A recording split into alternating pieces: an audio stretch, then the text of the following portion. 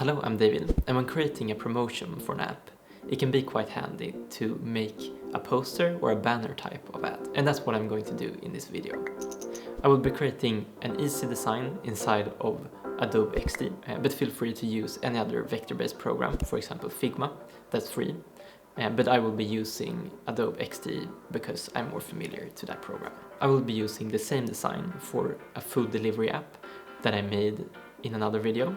If you want to follow along with the entire process of making this project, feel free to check that video out first. If not, you can follow along this video solely by itself. This video will be quite short and it will be portioned up in a couple of sections.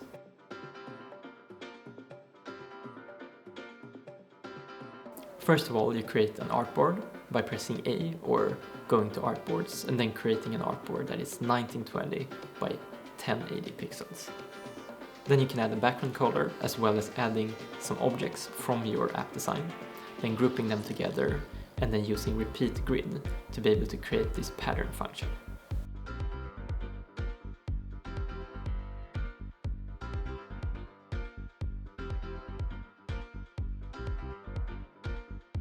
And to be able to add some text on top of these photos, you can either drag down the opacity or you can just add some black gradients with a transparent side to it, and then you can add text to it.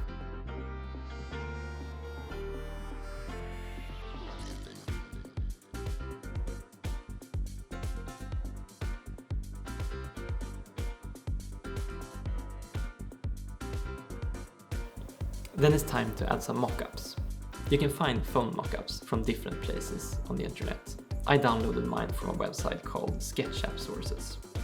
Once you have downloaded a mockup, you place your screen inside of this mockup by pressing Command C and Command V inside of the mockup, and then masking it by using Command Shift M or right click and then mask. And you mask this image with the other object called Place Your Screen here. And to be able to achieve a more 3D effect to this design, I place my mockups on top of each other.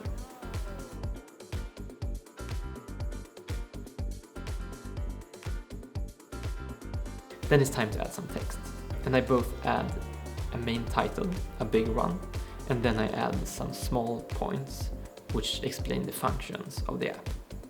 And by using this big title as well as this list of objects, you can create a cool visual hierarchy for this design. And to make the design look more fun, I add some emojis from the web. So that's all for this video.